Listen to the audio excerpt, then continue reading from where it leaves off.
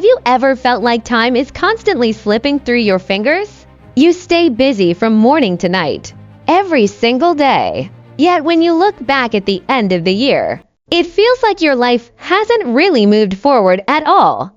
The truth is, time is not working against you.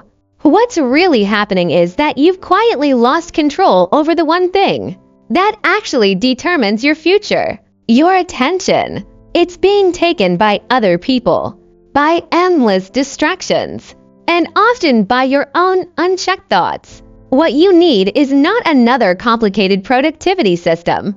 What you need is to take back absolute ownership of your time and focus, as if you were reclaiming a sovereign territory. Imagine for a moment that you are the owner of your life. But right now, your front door is wide open. Every notification, every message, every minor interruption can walk straight in and steal your most valuable asset: your energy and concentration. Most people live inside this illusion of freedom while being quietly controlled all day long. Bruce Lee once said that he was not here to adapt to the world, but to shape it. That idea is exactly where your declaration of attention sovereignty begins.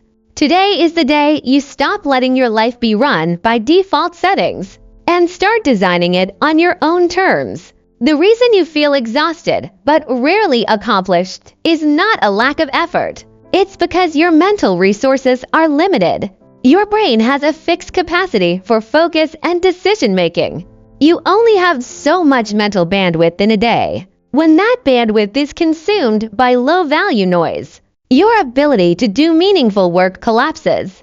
Think of your mind like a powerful computer. Your mental bandwidth is the memory it runs on. You want to use it to run a demanding program, something that could actually change your career or your life. Instead, you're running dozens of background apps at once.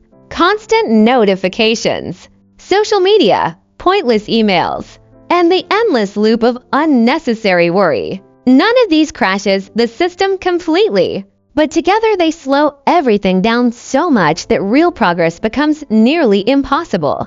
You appear busy, but what you're really doing is maintaining 100 draining processes instead of running the one program that creates real value.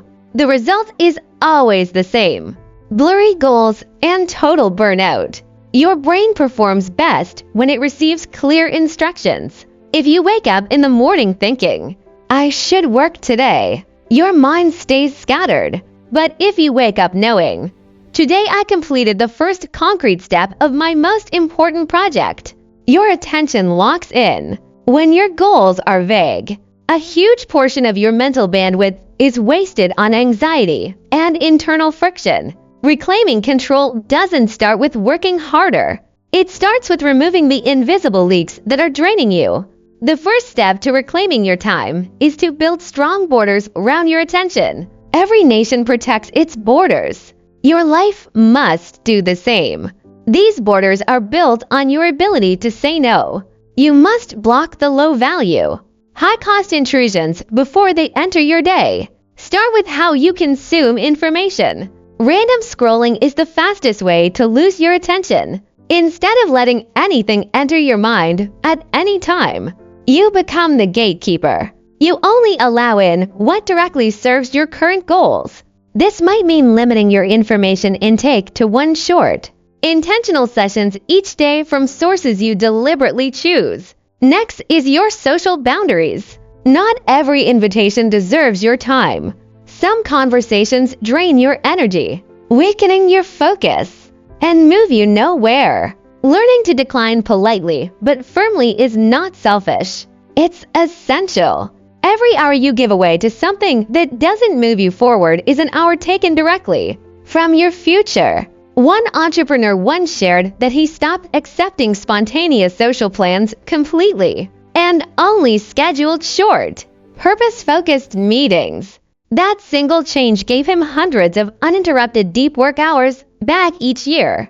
The final and most difficult boundary is inside your own mind. Your biggest distractions are often your own doubts, overthinking, and imaginary fears.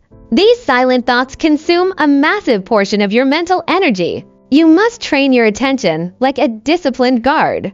The moment you notice yourself spiraling into what if I fail, or I don't know what to do next, you immediately redirect to a simple question. What is the next concrete action I can take right now? This shift alone can restore an enormous amount of lost focus. When these three borders are firmly in place, you enter a level of clarity and productivity that most people never experience. This isn't about being cold or detached. It's about being deeply loyal to your own life. True control over your time doesn't come from managing it. It comes from governing it. A constitution defines the highest laws of a nation. Your personal time constitution defines the non-negotiable laws of your life. It turns you from someone who waits for time to be allocated into someone who deliberately creates protected time that nothing else is allowed to touch. The first principle is to decide your highest priorities in advance. You must clearly define what truly matters most to you in the next few years, not in vague terms, but in real, meaningful outcomes. From those outcomes, you then define the specific work that must happen this week. Once these core priorities are written down, they become legally protected in your life. They are not optional tasks that can be postponed. They are your highest authority. Instead of checking messages first and hoping to work on your dreams later, you reverse the order. You carve out a daily protected window where your phone is off and your focus is absolute. Everything else must yield to that time. That is the difference between leftover time and created time. The second principle is to break every important goal into the smallest possible executable actions. Your brain resists vague intentions, but it obeys precise instructions. I want to get in shape leads to hesitation. I train at the gym from 7 to 8 p.m. and on Mondays, Wednesdays, and Fridays creates automatic execution. When your time is defined clearly at this microscopic level, anxiety disappears and action becomes natural. The third principle is your emergency veto. Not everything that feels urgent is truly important. Most so-called emergencies are simply other people's poor planning. When something suddenly interrupts you, ask yourself 3 questions. If I delay this, will anything truly collapse? Is there absolutely no one else who can handle this? Does this move me closer to my highest goal? If the answers are no, no, and no, then it loses all claim to your attention.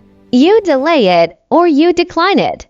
When your days are guided by these principles, you are no longer pushed around by random events. Your life begins to move in a clear, intentional direction. To make this system truly powerful, you must train it the way an athlete trains their body, through consistent and deliberate practice.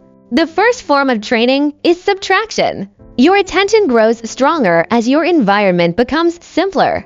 Over the next 2 weeks, remove every non-essential app from your phone that you haven't used recently. Clear your workspace so only your current core project is visible. This visible simplicity immediately reduces the hidden mental load your brain is carrying and frees up a massive amount of bandwidth. The second form of training is adaptability. Most people can only focus under perfect conditions. The moment the environment becomes uncomfortable, their efficiency collapses. You must practice focused work in less than ideal settings on purpose. Try working in a noisy cafe. Try deep reading late at night when your energy is low. These intentional exposures train your attention to activate on command, independent of your surroundings. When your focus becomes an internal skill rather than an external condition, you no longer depend on perfect circumstances to do powerful work. When these 2 forms of training work together, subtraction and adaptability, you stop needing endless productivity tricks. You operate from true control. Your life should not be a servant to endless task lists. It should be an independent system built entirely around your highest purpose. True freedom is not doing whatever you want in the moment. True freedom is having full authority over your time and attention. Right now, Take a pen and a piece of paper. Do not write a to-do list. Write your personal declaration of attention sovereignty. Start by rejecting one unnecessary interruption. Create one protected block of time that nothing is allowed to violate. Let today be the day you stop living as a servant to noise and begin ruling your own life with intention.